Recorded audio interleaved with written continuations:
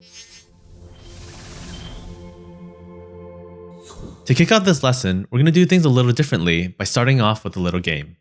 The goal of the game is to build a base button component based on requirements that will be provided to you.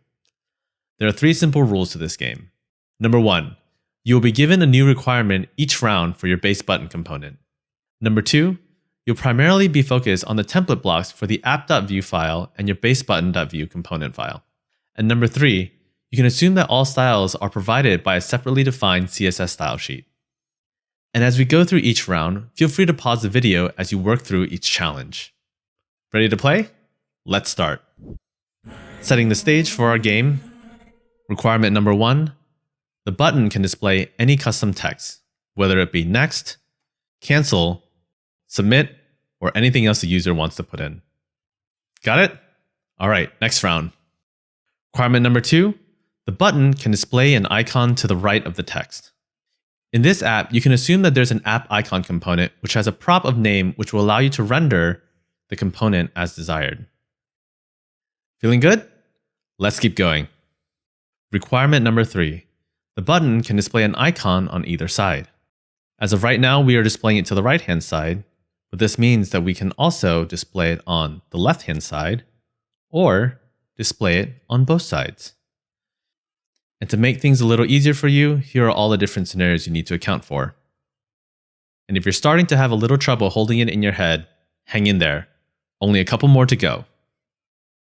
Requirement number 4, replace content with a loading spinner. You can assume that when a user clicks, the state of the button changes, and now it's in its loading state. Just like the app icon, you can assume that there's a loading spinner inside your app that you can use inside of your component. We're almost there, just one more. Now, requirement number 5. Rather than replacing all of the content, we want the option to only replace an icon with a loading spinner instead. So if we want, we can replace the right icon with the loading spinner, or we can render it on the left-hand side as well. And with that, you've completed the challenge. Congratulations. Let's take a look at how that might have progressed. When you first started this exercise, most developers often start with something that looks like this, where we have our base button with a text prop of submit. And in our base button component, we have our prop rendering inside of the button with a prop of text, type string, and required true. Simple enough. However, as each requirement continued to build on one another, it wasn't long before it looked something like this instead, where you can see our base button now has gone from a single prop to multiple ones, and our base component, which was very simple to read and understand, very quickly looked something like this, where there was a lot of v-ifs going on, conditionals, and is a bit hard to navigate. Now, let's go ahead and give this a name. Let's call this a props-based solution. The first thing you might be wondering is it wrong? And the answer is not at all. It works and fulfills the requirements that you were given. On the other hand, is it good? Not really. One of the first problems with the props-based solution in this case is that we can see here that with all the different props running around, trying to trace it becomes, well, rather confusing.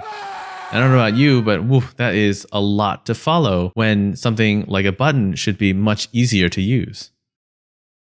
And so the first problem we see with props-based solutions is that component templates often become overly complex. In addition, we have the problem where there's so many props on this component in order to configure it to work correctly that it often feels like you need to read documentation for your component just to use something as simple as a base button component. And so this yields a second problem, which is components become hard to understand, and they basically require their own set of documentation just to use it. And the other big problem is that as your component gets larger and more complex, when new developers come in or have additional requirements, a lot of times, rather than spend the time to figure out how to navigate this maze, most people are just going to drop the code. They're going to start over. And instead they go, you know what? This is too complicated. I have deadlines. So instead, we'll create a second base button 2 component. As a result, with fragmentation inside of your application architecture and developers being unable to deliver new features while following coding best practices, this leads to problem number 3, where components with complex configurations often end up yielding technical debt inside of an application. So you're probably wondering at this point, is there a better alternative? And the answer is, of course. Instead of the props-based solution, we recommend slots. As you can see in our app.vue component, rather than giving the base button the responsibility of determining whether icons or spinners should render based on props, we can simply pass in the elements that it needs to render like any normal HTML element. And thus, we can fulfill all of the requirements from our game with just 5 lines of code in our base button component. Pretty sweet, huh? Props are an incredibly powerful technique for helping to enforce a level of consistency inside of our components. However, as we demonstrated in this lesson, overly relying on props to enhance your component's features can often yield increased complexity and often inflexible components that are hard to maintain. Nevertheless, as long as you're aware of these trade-offs, you're ready for the next step in our journey.